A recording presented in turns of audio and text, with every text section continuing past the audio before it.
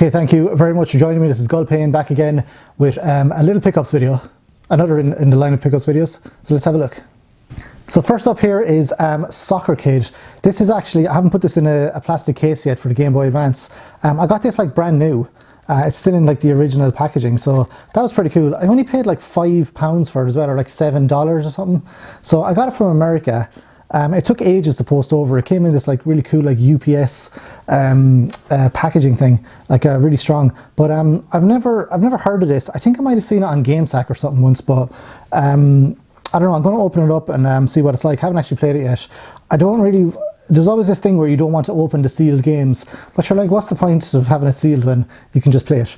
So it seems to be some sort of fast-paced platform adventure with a guy with a football.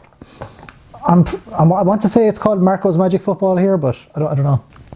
Next up is a DS game, Children of Mana. So this is really good. I wanted to get into the Mana series because I've played Secret of Mana on the Super Nintendo, but just for a bit. I didn't really get that into it, but I quite like the gameplay and all that, and I just never came back to it. And I suddenly noticed that there's like a series of games in the Mana series. There's loads and loads and loads of different games. So I was like, that's like a good series to collect for, because I don't want to go for like complete collections, like a complete Game Boy Advance or DS collection. That's not, I don't want to do that because I'll just end up like picking up like, you know, like FIFA, like 10 years of FIFA and 10 years of like golf games. I don't really want to do that. I'd rather pick up like a series of games, and this seems to be a good series. I know the Super Nintendo Secret of Mana is quite expensive, so it might take me a while to get that. Keep bidding them on eBay until I eventually get it for like a good price. But this one's really good. I started it and I got a bit into it. It's one of those ones where there's like a village, and then you go to a dungeon, and then you go back to the village, level up your weapons, then you go to another dungeon, etc, etc, etc. So it seems to be a bit generic, but it's good anyway. It's very colourful and quite enjoyable, and the gameplay is pretty good as well. Children of Mana. This is one I picked up ages and ages and ages ago for the PS3. I was in going through a phase of like, all I want is like survival horror games. Like I gotta have survival horror games, like third person kind of Resident Evil, Silent Hill kind of style. I don't really like Silent Hill though.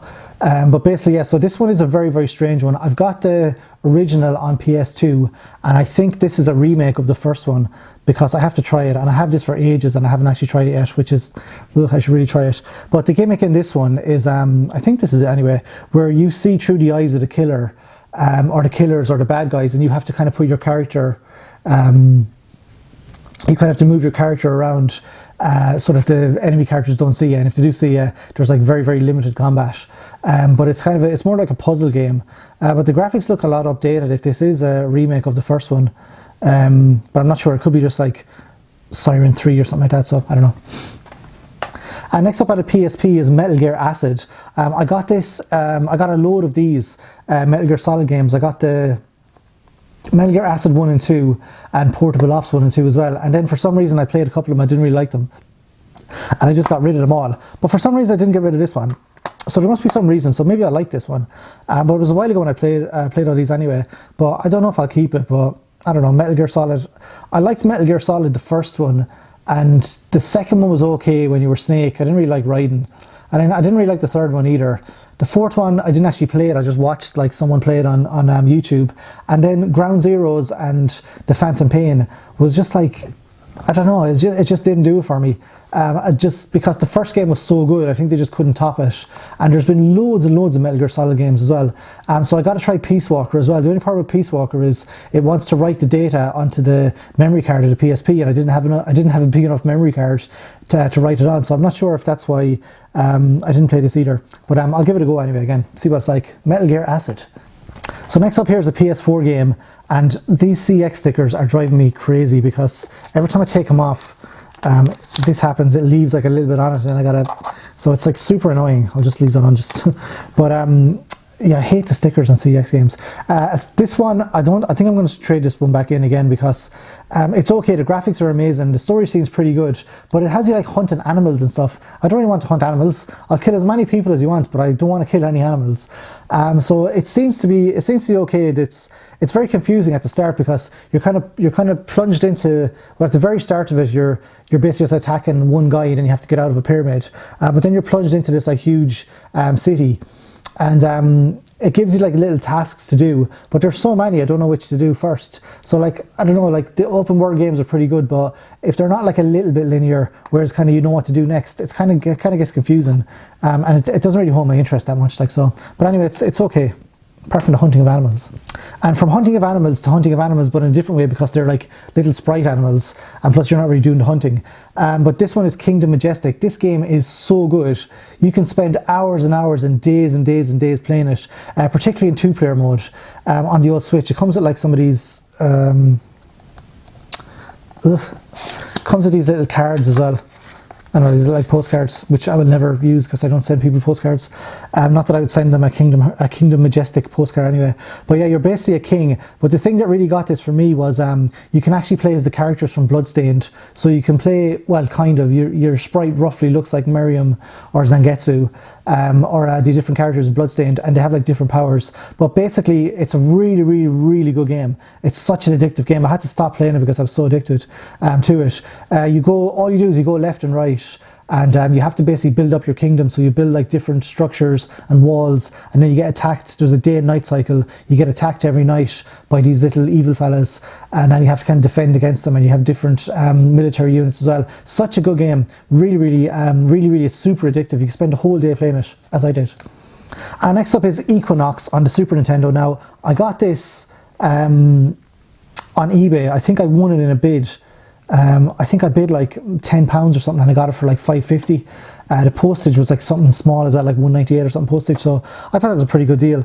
I only tend to buy RPGs, like if it's an older console that I don't have, I'll just like buy an RPG just to kind of have it, because that's kind of what I collect for, is like RPGs. I don't actually have a Super Nintendo. I have the Super Nintendo Classic, so I can't actually play this, but I probably will down the line get a Super Nintendo, just, you know, if I come across one, I'll pick it up. But this one, I'm not too sure. It's like a 3/4, I haven't played it either. It's like a 3/4 view, some kind of action RPG, looks like. I don't know, it looks okay. Next up is Lux Payne on the DS. I believe this is some sort of like hidden object mystery game, and I don't normally get the hidden object mystery games because they don't really have a good story, and they're just not good games basically. I don't know, I don't really see the appeal. So this one I've heard has a pretty good story. You're examining like crime scenes and stuff like that, so I must try and play it. It's on the list of games I want to play, but this one looks pretty good. There was another one I got as well which I gave back because it didn't really have like a good story. Speaking of good stories, this is Ease or Wise, the Arc of Nephilim. So this is an action RPG.